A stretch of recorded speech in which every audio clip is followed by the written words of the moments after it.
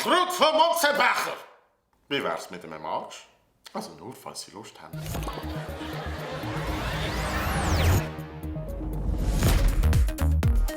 Ich muss ehrlich sein.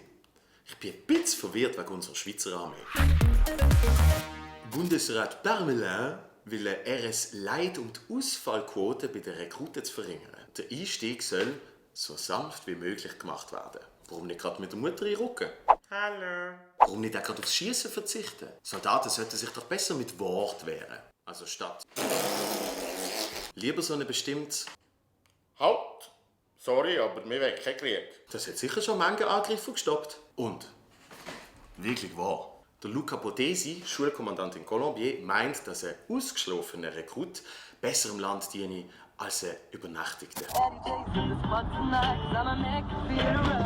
Aber jetzt mal ehrlich, meiner Meinung nach ist nicht zu wenig Schlafsproblem. Also zumindest nicht, solange wir noch solche Videos sehen. Menschensuppe. Sprungzug Müller. Die Idee kommt überraschenderweise bei vielen Experten noch nicht so gut an. Vielleicht liegt es am Namen. RS Light. Wie wär's mit RS Zero? 8 Soldaten, 0 Wille. Raphael Beutel ist Vater. Wenn ich etwas mache, dann mache ich es richtig. Ich muss sagen, ich bin wahnsinnig überrascht gewesen. Weil wie sich's für einen Ex-Bachelor und eine Ex-Ski-Freestylerin gehört, sind sie mit diesen News sehr, sehr zurückhaltend an die Öffentlichkeit gegangen. Oder auch nicht. Wo ich muss sagen, es ist ja sowieso im Trend bei Schweizer Promis Fotos von der Schwangerschaftspost.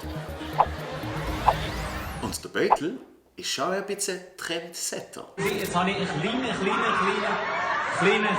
kleinen Bock geschossen. Du bist Vize-Miss Zentralschweiz 2016. There's a mistake.